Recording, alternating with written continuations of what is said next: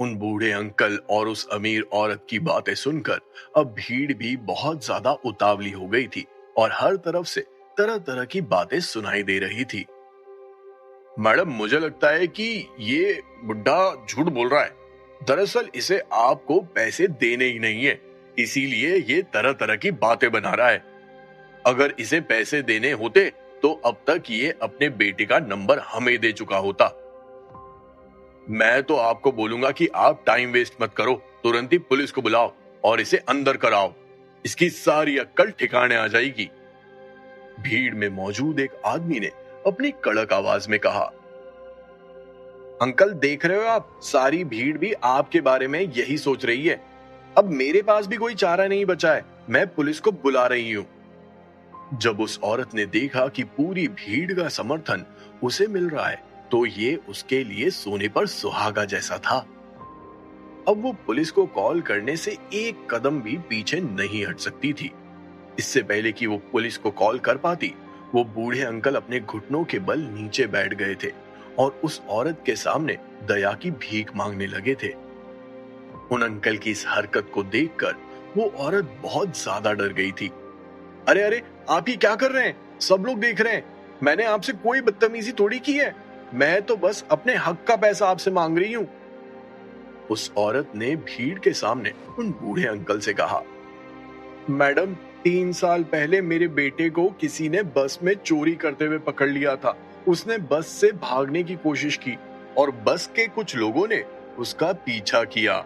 एक आदमी ने उसे पकड़ लिया था, लेकिन मेरे बेटे ने अपने आप को छुड़ाने की कोशिश की और गलती से वो आदमी एक ट्रक के नीचे आ गया और इस वजह से उसकी मौत हो गई। बाद में पुलिस ने मेरे बेटे को मर्डर के आरोप में गिरफ्तार कर लिया और वो अभी जेल में सजा काट रहा है। उसकी वजह से हम लोगों ने बहुत परेशानी देखी, पैसों की तंगी शुरू हो गई और फिर मैंने कचरा उठाने का काम हाथ में लिया। उसके कुछ महीने बाद मेरी बहू भी घर छोड़कर चली गई और हमसे हर्जाना मांगती है। क्या करें, हमें उसे भी देना पड़ता है। अपने बच्चे को भी वो रखने के लिए तैयार नहीं है। अब परिवार में मैं और बस मेरा पोता ही है। प्लीज मैडम, हम पर रहम खाइए, पुलिस को कॉल ना करें। अपनी आप बीती सुनाते हुए उन बूढ़े अंकल ने अपनी जेब में जितना भी रुपया था वो बाहर निकाला और उस औरत के सामने रख दिया था। सबसे बड़ा नोट 500 रुपए का था और सबसे छोटा 10 रुपए का। जो कुछ भी उनके पास था वो सब कुछ देने के लिए तैयार हो गए थे।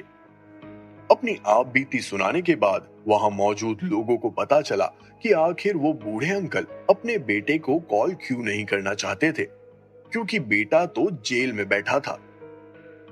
मैडम, इनकी सिचुएशन को समझने की कोशिश कीजिए। ये उस हालत में नहीं है कि आपको पैसे दे पाए। आप समझिए और जाने दीजिए। आपका क्या है, आप तो बहुत पैसे वाली हैं। आप तो आसानी से आपकी कार ठीक करवा लेंगी। भीड़ में मौजूद एक आदमी ने अपना मुंह खोलते हुए कहा, ये भाई साहब एकदम ठीक बोल रहे हैं।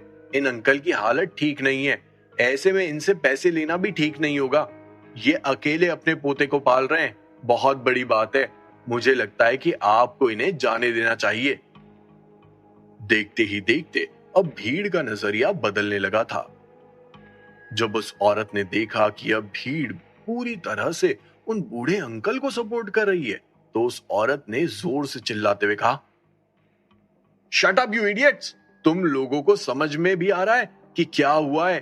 तुम लोगों को कैसे समझ आएगा, क्योंकि ये सब तुम्हारे साथ नहीं हुआ है ना? बातें सुनकर बस बातें बनाने वाले लोग हो तुम सब। इसी के साथ उस औरत ने अपनी कार की तरफ इशारा किया और उस डेंट पर अपनी आंखें गड़ाते हुए बोली, यू पुअर पीपल, क्या तुम लोगों को पता भी है कि ये कार इंपोर्टेड है? क्या तुम लोगों को पता भी है कि इस कार की प्राइस क्या है? तुम लोगों को क्या लगता है कि मेरे पैसे पेड़ पर उगते हैं? जैसे जैसे वो औरत अपना मुंह खोल रही थी वैसे वैसे उसकी बातों में और भी ज्यादा गुस्सा झलक रहा था। फाइनली जैसे ही वो पुलिस को कॉल करने लगी वैसे ही उसने फिर से अपना मुंह खोलते हुए कहा, अगर मुझे मेरे पैसे आज के आज नहीं मिले तो मैं इस मामले को पता नहीं कहां तक लेकर जाऊंगी। और तुम सभी लोग झंडू हो एकदम। किसका साथ दे रहे हो, इस बुड्ढे का जिसके घर में एक मर्डरर पला है। ये पूरा खानदान ही ऐसा है, गंदे गंदे काम और ऊपर से मीठी मीठी बातें। मेरे पापा मर्डरर नहीं है। अगर तुमने मेरे पापा के बारे में कुछ भी उल्टा सीधा कहा तो मैं तुम्हें गोली मार दूंगा। उसी वक्त वो छोटा लड़का यानी उन बूढ़े अंकल का पोता बोला। जब उसने अपने पिता के बारे में और अपने दादाजी के बारे में उस औरत के मुंह से वो सब सुना तो वो कुछ ज्यादा ही एक्साइटेड हो गया था और भागते हुए उस औरत के पास पहुंच गया था और उसके कपड़े खींचने लगा था। यू लिटिल इडियट, छोड़ो मुझे, अपने गंदे हाथों से मुझे हाथ मत लगा। नफरत की नजरों से उस छोटे बच्चे को देखते हुए उस औरत ने बच्चे को जोर से धक्का दिया, जिस वजह से वो लड़का जमीन पर गिर पड़ा और जोर जोर से रोने लगा था। इस इंसिडेंट को सभी लोगों ने देखा। सभी की आंखें फटी की फटी रह गई थी, लेकिन किसी ने भी आगे आकर उस छोटे बच्चे की मदद नहीं की थी। अंकल बहुत हो गया, अब मैं पुलिस को बुला रही हूँ। मैं आपसे झूठ नहीं बोल रही हूँ। अब जो भी पुलिस आपको पैसा भरने के लिए कहेगी वो आपको कैसे भी करके मुझे देना होगा। मैं इसमें कुछ नहीं कर सकती। और हाँ, अपने लाडले पोते को संभाल के रखो। अगली बार उसने मुझे हाथ लगाया ना तो उसका अंजाम बहुत बुरा होगा। कड़क एटीट्यूड के साथ उस औरत ने कहा और अपने सनग्लासेस पहनते हुए अपनी मर्सिडीज बेंज का दरवाजा खोलने लगी कि तभी अचानक एक आवाज आई। 1 मिनट रुकिए। एक जवान मर्द की आवाज सुनकर वो औरत तुरंत ही पीछे मुड़ी। जब उसने उस इंसान की सादी अपीयरेंस नोटिस की तो उसकी दोनों भौहें ऊपर की ओर उठ गई थी।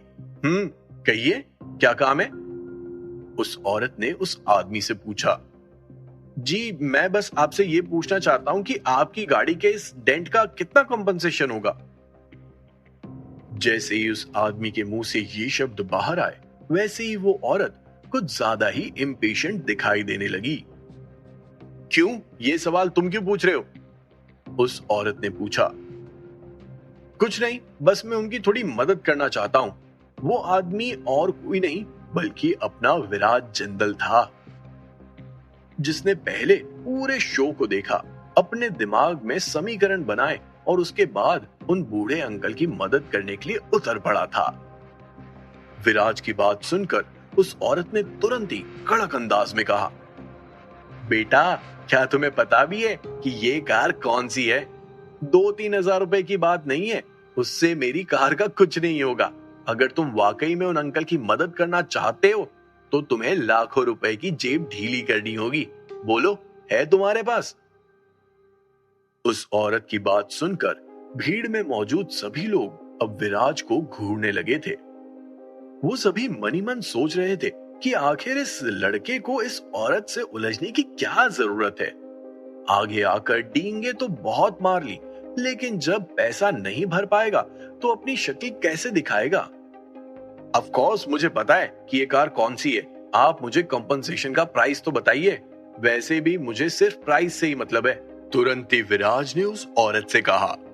विराज की बात सुनकर वो औरत समझ गई थी कि उसका और विराज का एटीट्यूड एकदम सेम है। उस औरत ने तुरंत ही अपनी 2 उंगलियां बाहर निकाली और विराज को संकेत देते हुए कंपनसेशन बताने की कोशिश की। उस औरत की इस हरकत को देखते हुए भीड़ में मौजूद एक शख्स ने जोर से चिल्लाते हुए कहा, 2 लाख रुपए। जैसे ही उस औरत ने उस शख्स के मुंह से वो फिगर सुने वैसे ही उस औरत ने अपने चेहरे के एक्सप्रेशंस को बदलते हुए कहा, 20 लाख रुपए। जैसे ही फिगर्स बाहर आए वैसे ही भीड़ में मौजूद सभी लोगों के बीच में सन्नाटा पसर गया था। हालांकि 2 लाख रुपए भी भीड़ में मौजूद लोगों को काफी ज्यादा लग रहे थे। जब बात 20 लाख की आई तो सभी लोग अपना सर पकड़कर बैठ गए थे। अरे ये बूढ़ा आदमी 20 लाख रुपए कैसे दे पाता? अगर ये मर भी जाता और इसके सारे ऑर्गन्स भी बेच देते तब भी 20 लाख रुपए नहीं होते। मतलब साला एक आदमी की जान से भी महंगी है ये गाड़ी। भीड़ में फिर से फुसफुसाहट का दौर शुरू हो गया था। यार, मुझे तो लग रहा है कि ये औरत हमें ब्लैकमेल कर रही है। साला एक लोहे की गाड़ी पर आए डेंट का भाव 20 लाख रुपया। एक तरफ लोग पूरी तरह से शॉक्ड थे, तो दूसरी तरफ उन लोगों को अब विराज पर भी हंसी आ रही थी। उन्हें लग रहा था कि खाली पीली लड़का सुपरमैन बनने निकला था, लेकिन अब तो उसकी पब्लिक के सामने इज्जत उतर जाएगी जब वो 20 लाख रुपए भर नहीं पाएगा। यंग मैन, इसमें तुम्हारा कोई फॉल्ट नहीं है कि तुम गरीब हो, लेकिन गरीब होने के बाद भी तुम्हें हीरो बनने का शौक है, ये तुम्हारा फॉल्ट है। ये मर्सिडीज बेंज है जो मैंने 40 लाख में इंपोर्ट की थी। मेरा तुमसे कोई मैटर नहीं था, तो तुम्हें बीच में आने की क्या जरूरत थी? अभी भी समय है, जाओ और शांति से जाकर उधर खड़े हो जाओ, भीड़ का हिस्सा बनो। जब वो औरत भीड़ के सामने विराज का मजाक बना रही थी, तभी उसने देखा कि विराज के पीछे एक आदमी बैग लेकर आ गया था। ये क्या है? तुरंत ही उस औरत ने विराज से पूछा। विराज ने उस औरत के सवाल को पूरी तरह से नजरअंदाज किया और जितिन को देखकर बोला, दे दो उसे। विराज की बात सुनकर जितिन ने तुरंत ही अपना सर हिलाया और बैग खोलते हुए उसमें से 2 बड़ी बड़ी गुलाबी नोटों की गड्डियां बाहर निकाली। अब विराज ने उस औरत के सवाल का जवाब दिया। पैसा, तुम्हें तुम्हारा पैसा मिल गया है, अब तुम्हें भी एक काम करना होगा। काम? कैसा काम? कौन सा काम? उस औरत को समझ नहीं आया और तुरंत ही उसने कंफ्यूज्ड होते हुए विराज से कहा।